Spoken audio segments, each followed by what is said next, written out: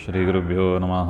ನಾರಾಯಣಾಯ ಪರಿಪೂರ್ಣಗುಣಾರ್ಣವಾಯ ವಿಶ್ವೋದಯಸ್ಥಿತಿಲಯೋ ನಿಯತಿಪ್ರದಾಯ ಜ್ಞಾನಪ್ರದಾಯ ವಿಬುಧಾಸುರಸೌಖ್ಯದುಃಖಸತ್ಕಾರಣಾಯ ವಿತತಾಯ ನಮೋ ನಮಸ್ತೆ. ನಾರಾಯಣಂ ಸುರಗುರುಂ ಜಗದೇಕನಾಥಂ ಭಕ್ತಪ್ರಿಯಂ ಸಕಲಲೋಕನಮಸ್ಕೃತಂಚ ತ್ರೈಗುಣ್ಯವರ್ಜಿತಮಜಂ ವಿಭುಮಾಧ್ಯಮೀಶಂ ವಂದೇ ಭವಘ್ನಮರಾಸುರಸಿದ್ಧವಂದ್ಯಂ. ನಾರಾಯಣಂ ನಮಸ್ಕೃತ್ಯ ನರಂಚೈವ ನರೋತ್ತಮಂ ದೇವೀಂ ಸರಸ್ವತೀಂ ವ್ಯಾಸಂ ತತೋ ಜಯಮುದೀರಯೇತ್. ಕೃಷ್ಣಾಯ ವಾಸುದೇವಾಯ ಹರಯೇ ಪರಮಾತ್ಮನೇ ಪ್ರಣತಃ ಕ್ಲೇಶನಾಶಾಯ ಗೋವಿಂದಾಯ ನಮೋ ನಮಃ.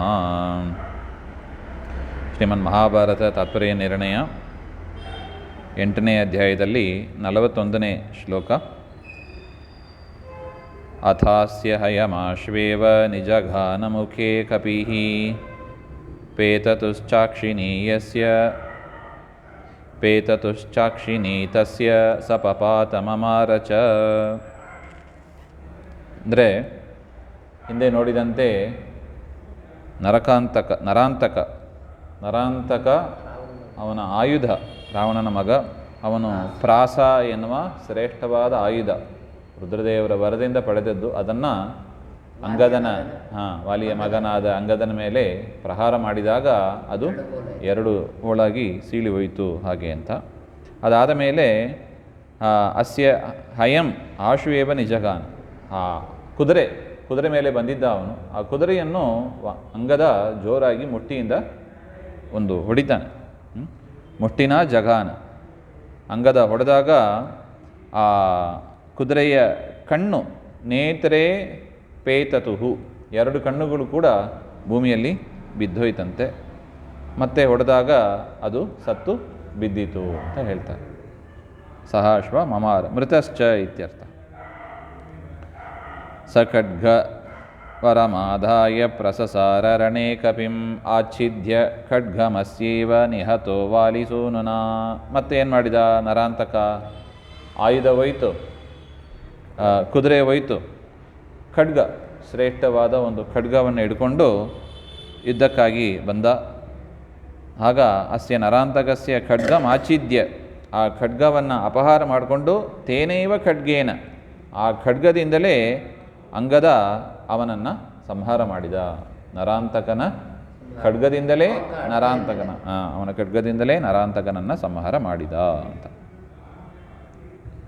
ಗಂಧರ್ವ ಕನ್ಯಕಾಸೂತೆ ನಿಹತೆ ರಾವಣಾತ್ಮಜೇ ಆಜಗಾಮ ಅಗ್ರಜಸ್ತಸ್ಯ ಸೋದರ್ಯೋ ದೇವತಾಂತಕಃ. ಗಂಧರ್ವ ಕನ್ಯಕಾಯಾಂ ಪ್ರಸೂತೆ ರಾವಣಾತ್ಮಜೇ ನಿಹತೆ ಸತಿ. ರಾವಣನ ಮಗ ಅಂತ ನೋಡಿದ್ದೀವಿ, ನರಾಂತಕ ರಾವಣನ ಮಗ. ಆದರೆ ಯಾರಲ್ಲಿ ಹುಟ್ಟಿದ? ತಾಯಿ ಯಾರು ಹಾಗೆಂದರೆ ಗಂಧರ್ವ ಸ್ತ್ರೀ ಅಂತ. ಗಂಧರ್ವ ಸ್ತ್ರೀಯಲ್ಲಿ ರಾವಣ ಮತ್ತು ಗಂಧರ್ವ ಸ್ತ್ರೀಯಲ್ಲಿ ಹುಟ್ಟಿದವ ಆ ನರಾಂತಕ. ಆ ನರಾಂತಕ ಸತ್ತ ಮೇಲೆ ಸೋದರ ಆ ಗಂಧರ್ವ ಕನ್ಯೆಯಲ್ಲೇ ಹುಟ್ಟಿದವ ರಾವಣನಿಂದ. ಯಾರು? ದೇವಾಂತಕ ಅಂತ. ಅವನ ಅಣ್ಣ, ನರಾಂತಕನ ಅಣ್ಣ ಯಾರು? ದೇವಾಂತಕ. ಅವನು ಬಂದ ಯುದ್ಧಕ್ಕೆ ಅಂತ. ತಸ್ಯಾ ಪತತ ಏವಾಶು ಶರವರ್ಷ ಪ್ರತಾಪಿತಾಃ ಪ್ರದುದ್ರುವುರ್ಭಯಾತ್ ಸರ್ವೇ ಕಪಯೋ ಜಾಂಬವನ್ಮುಖಾಃ. ಜಾಂಬವಂತ ಮುಂತಾದ ಎಲ್ಲ ಕಪಿಗಳು ಕೂಡ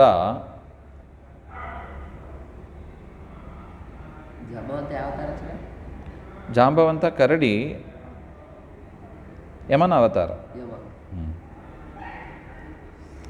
ಜಾಂಬವನ್ ಅಗ್ರದೇಶೇ ಸ್ಥಿತಾಃ ಯೇಷಾಂ ತೇ ಜಾಂಬವನ್ಮುಖಾಃ ನತು ಜಾಂಬವತ್ ಪ್ರಮುಖಾಃ. ಜಾಂಬವಂತ ಅವರಿಗಿಂತಲೂ ಅಗ್ರದೇಶದಲ್ಲಿ ಯಾರು ಇದ್ದಾರೋ, ಜಾಂಬವಂತ ಹಿಂದೆ ಇದ್ದ, ಜಾಂಬವಂತನ ತನಕ ಯಾರ್ಯಾರಿದ್ದರೋ ಅವರೆಲ್ಲರೂ ಅಂತ ಅರ್ಥ ಬರೀತಾರೆ. ಅದರಿಂದ ಎಲ್ಲ ಕಪಿಗಳು ಅಂತ ಒಟ್ಟು. ಜಾಂಬವಂತ ಅಂತೂ ಕರಡಿ, ಅದರಿಂದ ಕಪಿತ್ವಾಭಾವಾತ್ ಇತಿ. ಯದ್ವಾ ಜಾಂಬವನ್ಮುಖಾಃ ಇತ್ಯತದ್ಗುಣ ಸಂವಿಜ್ಞಾನ ಬಹುವ್ರೀಹಿ ಇತಿ ಬೋಧ್ಯಂ.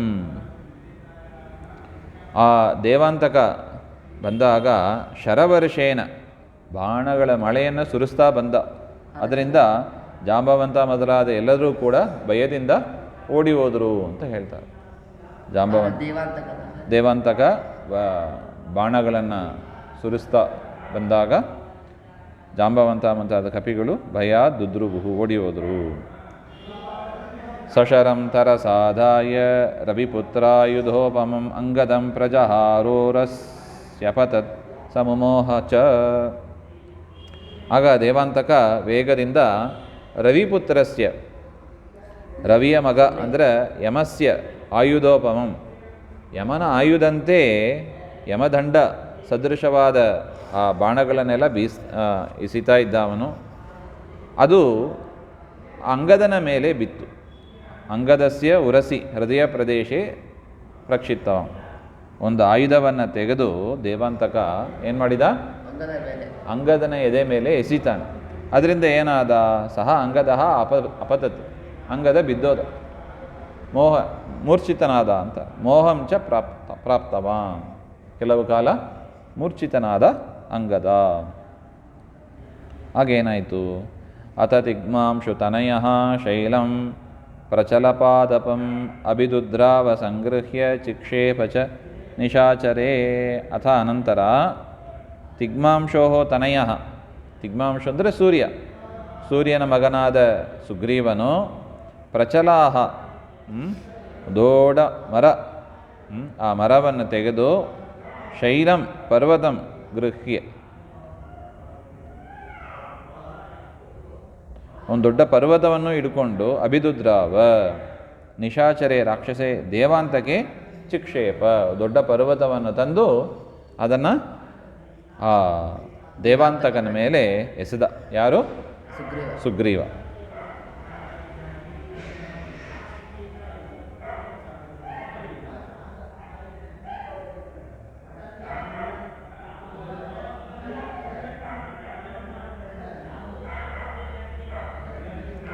ತಮಾಪತಂತಮಾಲಕ್ಷ್ಯ ಧೂರಾಚ್ಛರವಿದಾರಿತಂ ಸುರಾಂತಕಶ್ಚಕಾರಾಶು ದಧಾರ ಚ ಪರಂ ಶರಂ.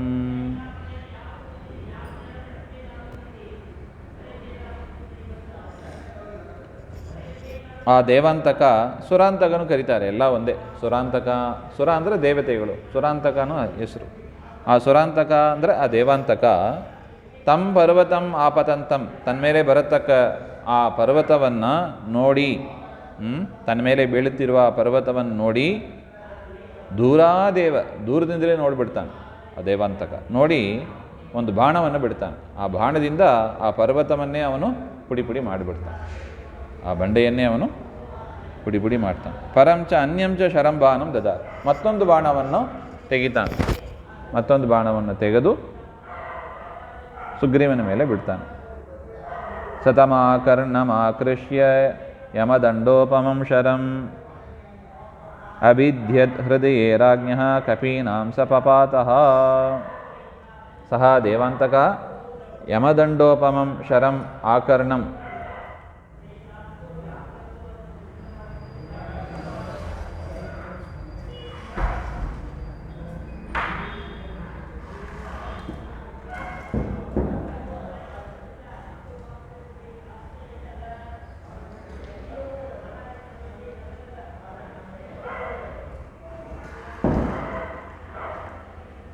ಸಹ ತಂ ಆಕರ್ಣಂ ಆಕೃಷ್ಯ, ಆ ದೇವಾಂತಕ ಕಿವಿ ತನಕ ಎಳೆದು, ಯಮದಂಡಕ್ಕೆ ಸದೃಶವಾದ ಆ ಬಾಣವನ್ನು ಕಿವಿ ತನಕ ಎಳೆದು, ಚೆನ್ನಾಗಿ ಎಳೆದು, ಕಪೀನಾಂ ರಾಜ್ಞಃ, ಕಪಿಗಳ ರಾಜ ಯಾರು?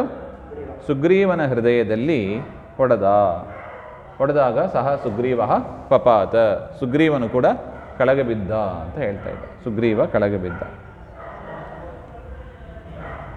ಬಲಂ ಅಪ್ರತಿಮಂ ವೀಕ್ಷ್ಯ ಸುರಶತ್ರುಸ್ತು ಮಾರುತಿ ಆಹ್ವಯಾಮಾಸ ಯುದ್ಧಾಯ ಕೇಶವ ಕೈಟವಂ ಯಥಾ. ಅಂಗದ ಬಿದ್ದ, ಸುಗ್ರೀವ ಬಿದ್ದ, ಯಾರು ಬರಬೇಕು ಈಗ? ಹನುಮಂತ ದೇವರು ಬರಬೇಕು. ಹನುಮಂತ ದೇವರು ಬಂದರು ಆ ದೇವಾಂತಕನ ಜೊತೆಗೆ ಯುದ್ಧ ಮಾಡೋದಕ್ಕೆ. ಹನುಮಂತ ದೇವರು, ಮಾರುತಿ ಹನುಮಾನ್ ಸುರಶತ್ರೋಹೋ, ಆ ದೇವಾಂತಕನ ಅಪ್ರತಿಮಂ ಬಲಂ ವೀಕ್ಷ್ಯ, ಸರಿಸಾಟಿ ಇಲ್ಲದಂಥ ಬಲ, ಚೆನ್ನಾಗಿ ಯುದ್ಧ ಮಾಡಿದ. ಯಾರು? ದೇವಾಂತಕ. ಯಾಕೆ? ಅಂಗದನನ್ನು ಬೀಳಿಸಿದ, ಸುಗ್ರೀವನನ್ನು ಬೀಳಿಸಿದ. ಅಂಥ ಪ್ರತಿಭಾಶಾಲಿ ಅಂದರೆ ಒಳ್ಳೆ ಬಲಿಷ್ಠನಾದ ಆ ದೇವಾಂತಕನನ್ನು ಹನುಮಂತ ದೇವರು ನೋಡಿ ಕೇಶವ ಕೈಟವಂ ಯಥ ಯುದ್ಧಾಯ ಆಹ್ವಯಾಮಾಸ. ಕೇಶವ ಪರಮಾತ್ಮ ಹೇಗೆ ಕೈಟಭನನ್ನು ಯುದ್ಧಕ್ಕಾಗಿ ಕರೆದಂತೆ. ಹಿಂದೆ ಪರಮಾತ್ಮನಿಗೂ ಮಧು ಕೈಟಭ ಅಂತ ಇಬ್ಬರು ದೈತ್ಯರು, ಅವರಿಬ್ಬರಿಗೂ ಯುದ್ಧ ಆಯಿತು. ಆ ಯುದ್ಧಕ್ಕೆ ಕೈಟಭನನ್ನು ಪರಮಾತ್ಮ ಕರೆದನಂತೆ, ನನ್ನ ಜೊತೆಗೆ ಯುದ್ಧ ಮಾಡು ಹಾಗೆ ಅಂತ. ಆ ರೀತಿಯಾಗಿ ಹನುಮಂತ ದೇವರು ಆ ದೇವಾಂತಕನನ್ನು ಕರೆದು ನನ್ನ ಜೊತೆಗೆ ಯುದ್ಧ ಮಾಡು ಅಂತ ಕರೆದರು. ತಮಾಪತಂತಮಾಲೋಕ್ಯ ರಥಂ ಸ ಹಯಸಾರಥಿಂ ಚೂರ್ಣಯಿತ್ವಾ ಧನುಶ್ಚಾಸ್ಯ ಸಮಾಚ್ಛಿದ್ಯ ಭಭಂಜಃ. ತಂ ದೇವಾಂತಕಂ ಆಪತಂತಂ ಯುದ್ಧಾರ್ಥಂ ಆಲೋಕ್ಯ. ಹನುಮಂತ ದೇವರು ಕರೆದಾಗ ಅವನು ಬಂದ. ದೇವಾಂತಕನು ಕೂಡ ಹನುಮಂತ ದೇವರ ಜೊತೆಗೆ ಯುದ್ಧ ಮಾಡುವುದಕ್ಕಾಗಿ ಬರ್ತಾನೆ. ಅವನನ್ನು ನೋಡಿ ಸಹಯ ಸಾರಥಿಂ, ಹಯ ಅಂದರೆ ಕುದುರೆ, ಕುದುರೆ ಸಮೇತವಾಗಿ ಸಾರಥಿ ರಥವನ್ನು ಓಡಿಸ್ಕೊಂಡು ಬಂದ ಸಾರಥಿ ಸಮೇತವಾಗಿ ಇದ್ದ ಆ ರಥವನ್ನು ಚೂರ್ಣಯಿತ್ವ ಪುಡಿ ಪುಡಿ ಮಾಡಿದಂತ ಹನುಮಂತ ದೇವರು ಆ ದೇವಾಂತಕನ ರಥ, ಸಾರಥಿ, ಕುದುರೆ ಎಲ್ಲವನ್ನು ಕೂಡ ಪುಡಿ ಪುಡಿ ಮಾಡಿದ. ಚೂರ್ಣಯಿತ್ವ ದೇವಾಂತಕಸ್ಯ ಧನುಶ್ಚ ಆಚ್ಛಿದ್ಯ ಆಹೃದ್ಯ ಭಭಂಜ ಭಗ್ನಂ ಅಕರೋತ್. ದೇವಾಂತಕನ ಧನುಸ್ಸು, ಆ ಧನುಸ್ಸನ್ನು ಕೂಡ ಹಿಡಿದು ಆ ಬಿಲ್ಲನ್ನು ಮುರಿದ ಹಾಗಂತ ಹೇಳ್ತಾರೆ. ದೇವಾಂತಕನ ಬಿಲ್ಲು ಹೋಯಿತು. ಈ ರೀತಿಯಾಗಿ ಮುಂದೆ ಆ ದೇವಾಂತಕನನ್ನು ಕೂಡ ಹನುಮಂತ ದೇವರು ಸಂಹಾರ ಮಾಡ್ತಾರೆ. ಆ ವಿಚಾರವನ್ನು ಮತ್ತೆ ನೋಡೋಣ. ಶ್ರೀಮಧ್ವಾನ್ ಎಸ್ ಸರ್ವಗುಣ ಸಂಪೂರ್ಣ ಸರ್ವದೋಷ ವಿವರ್ಜಿತ ಪ್ರಿಯತಾಂ ಪ್ರೀತೇವಾಲಂ ವಿಷ್ಣುರ್ಮೇ ಪರಮಸುಹೃತ್. ಶ್ರೀಮಧ್ವಾಂತರ್ಗತ ಶ್ರೀಕೃಷ್ಣಾರ್ಪಣಮಸ್ತು. ಶ್ರೀಹರೇ ನಮಃ.